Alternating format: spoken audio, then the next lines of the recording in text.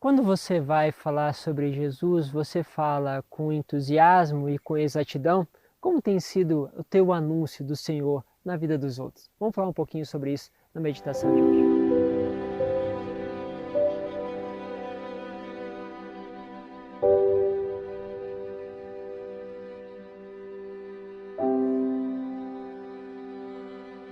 Em nome do Pai, do Filho e do Espírito Santo. Amém. Mais uma vez uma alegria estar com vocês. Lembrando, amanhã temos então a homilia com o Padre João Henrique. Não perca essa oportunidade.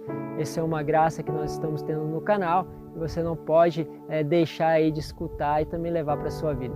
Quero pegar hoje com vocês a palavra que está em Atos dos Apóstolos, no capítulo 18, do versículo 23 ao 28. Depois vou fazer uma pequena ligação também com o evangelho de hoje. A palavra diz o seguinte: Paulo permaneceu algum tempo em Antioquia e em seguida partiu de novo, percorrendo sucessivamente as regiões da Galácia e da Frígia, fortalecendo todos os discípulos. Chegou a Éfeso um judeu chamado Apolo, natural de Alexandria. Era homem eloquente, versado nas Escrituras. Fora instruído no caminho do Senhor e com muito entusiasmo falava e ensinava com exatidão a respeito de Jesus, embora só conhecesse o batismo de João. Então ele começou a falar com muita convicção na sinagoga. Ao escutá-la, Priscila e Áquila tomaram-no consigo e com mais exatidão expuseram-lhe o caminho de Deus. Como ele estava querendo passar para Caia, os irmãos apoiaram-no e escreveram aos discípulos para que o acolhessem bem. Pela graça de Deus, a presença de Apolo aí foi muito útil aos fiéis. Com efeito, ele refutava vigorosamente os judeus em público, demonstrando pelas Escrituras que Jesus é o Messias. É interessante pensar, que eles vão até essa sinagoga e vê Apolo pregando com entusiasmo, com essa eloquência, como eles vão dizer, e também com muita exatidão aquilo que é a palavra de Deus. São dois pontos muito fortes para a pregação da palavra.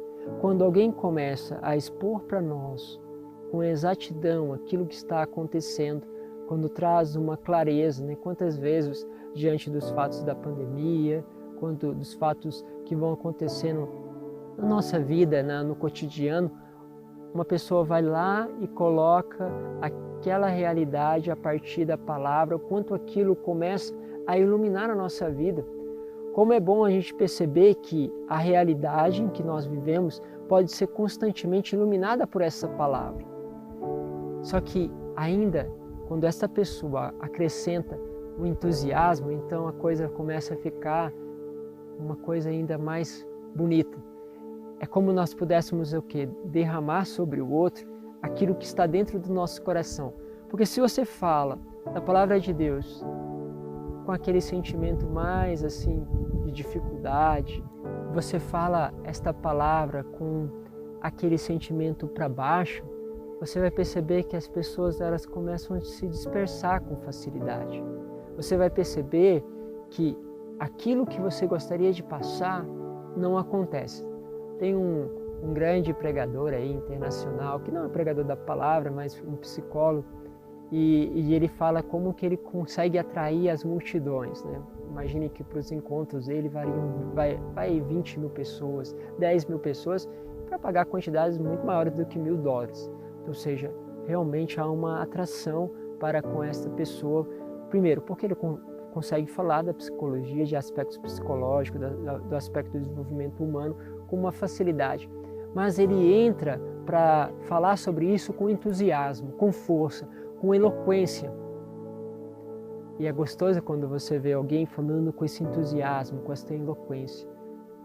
E quando a gente vai deixando esse entusiasmo, essa eloquência, você vai percebendo então que a palavra de Deus é como se ela caísse, como ela realmente perdesse a sua força. Mas de onde nasce essa eloquência? De onde nasce também essa dimensão desse entusiasmo? Nasce, sobretudo, pela vivência. Quando a gente pega ali a palavra do Evangelho, o Evangelho hoje está em João, no capítulo 16, do versículo 23b ao 28. O Senhor diz assim: em verdade vos digo, se pedirdes ao Pai alguma coisa em meu nome, Ele vos dará.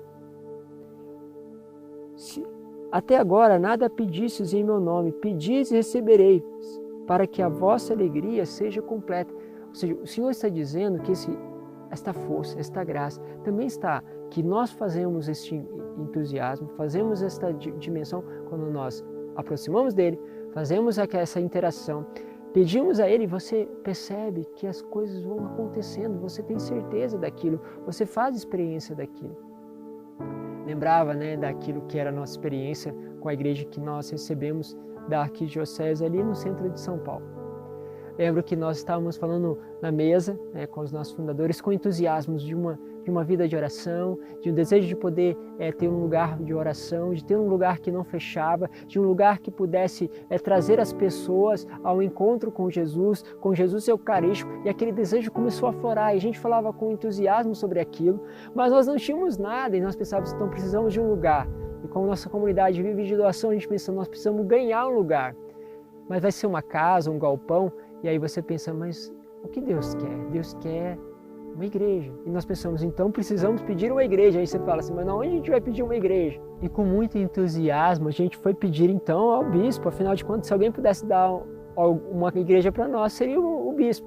E nós vamos fazer este convite a ele, vamos fazer este pedido com entusiasmo. E a resposta foi bonita, porque já se esperava ter um lugar que não se fechasse, um lugar que pudesse acolher as pessoas, uma igreja que não se fechasse. E era uma ideia que havia surgido antes, mas tinha sido esquecida porque não havia quem assumisse.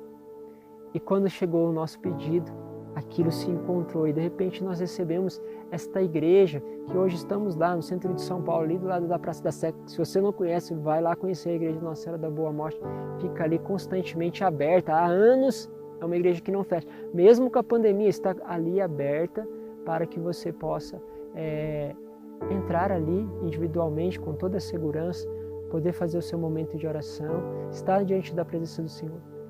E aí, quando nós falamos hoje daquele lugar, daquela experiência, quando nós lembramos que Deus é capaz de fazer, vem logo o entusiasmo, porque o entusiasmo também nasce de uma experiência. Mas qual é a experiência que você tem feito? Como você tem feito essa experiência que a palavra de Deus nos fala sobre pedis e recebereis? Como isso tem sido colocado na sua vida, tocado na tua história? Quando toca a tua história, vem o entusiasmo.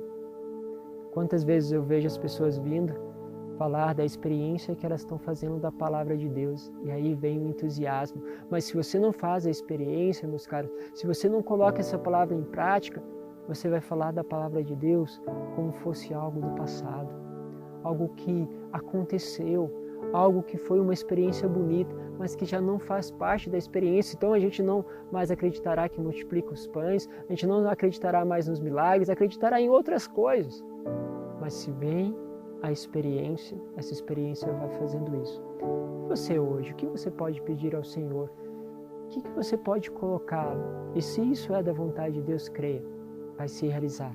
Isso vai ser um sinal de experiência para você e também de entusiasmo, daquilo que é a vivência da palavra. Precisamos cada dia mais se tornar pessoas entusiasmadas com a palavra de Deus. Que esse entusiasmo possa entrar, mas também, ao mesmo tempo, não seja um entusiasmo superficial, mas um entusiasmo daquele que também se aprofunda, porque pode falar com mais exatidão da palavra de Deus. Vá se aprofundando, como eu disse, o canal da nossa comunidade oferece várias formas para você aprofundar na palavra. Não perca essa oportunidade, vamos juntos. Que Deus os abençoe e te encontro você na segunda-feira, mas amanhã tem um encontro com o Padre João Henrique. Deus os abençoe, Pai, Filho e Espírito Santo.